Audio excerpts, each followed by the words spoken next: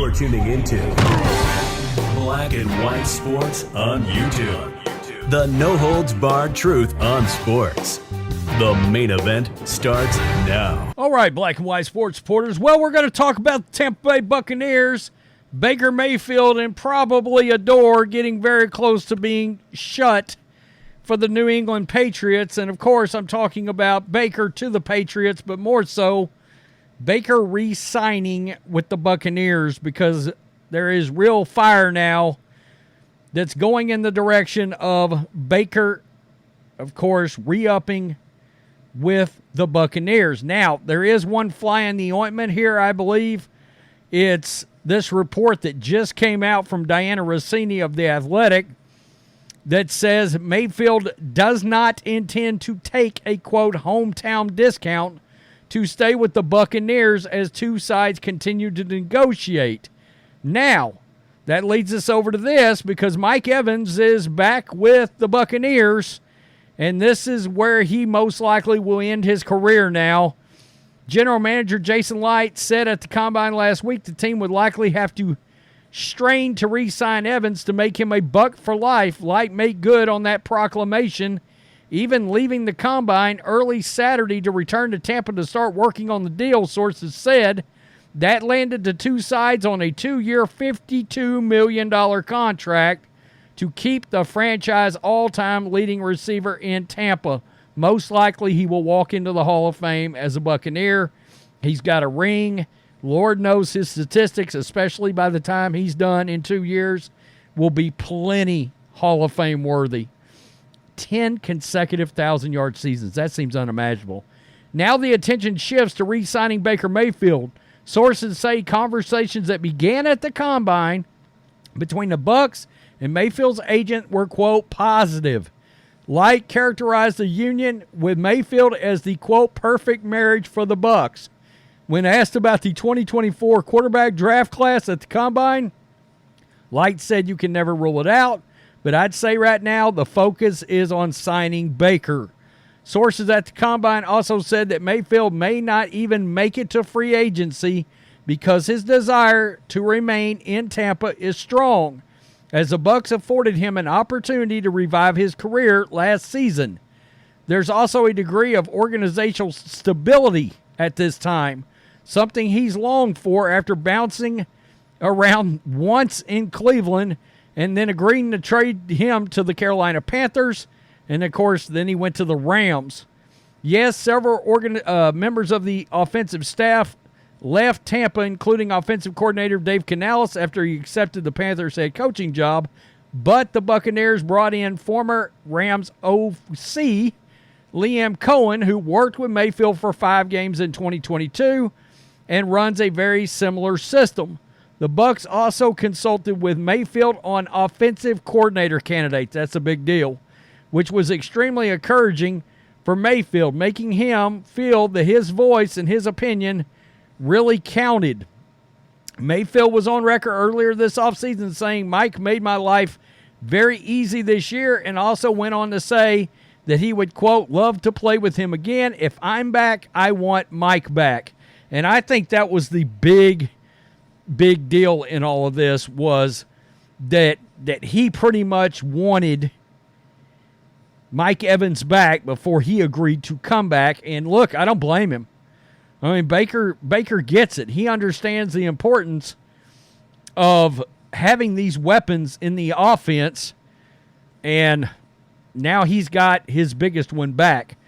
ESPN's Buccaneers reporter Jenna Lane shared what felt like an informed speculation.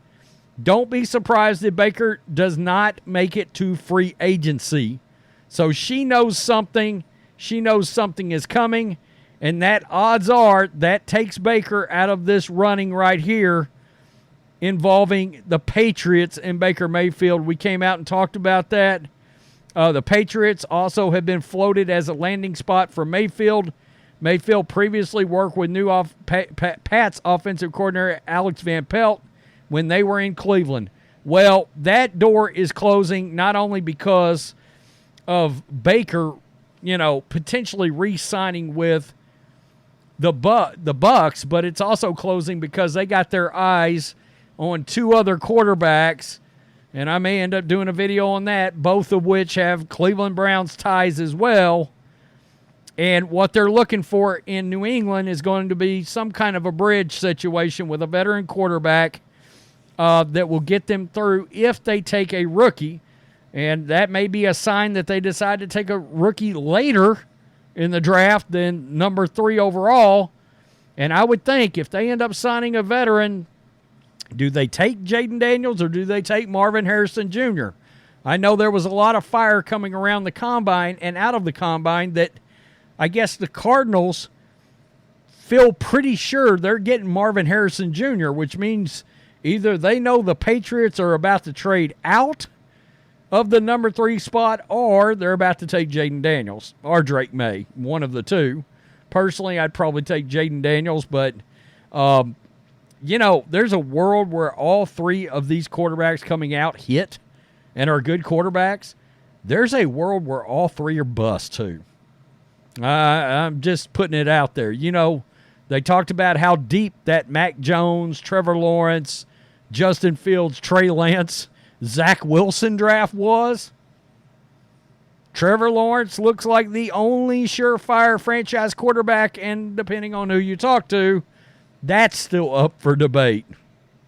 I mean, sometimes he absolutely looks the part, and other times you're thinking, is Jacksonville going to have to find another quarterback? Yikes. So anyway, the point is, going to circle back around to Baker here, but somewhere 4 years, $108 to $120 million is probably what you're looking at to keep Baker in-house. I just don't think what's the point in the Patriots doing that anyway?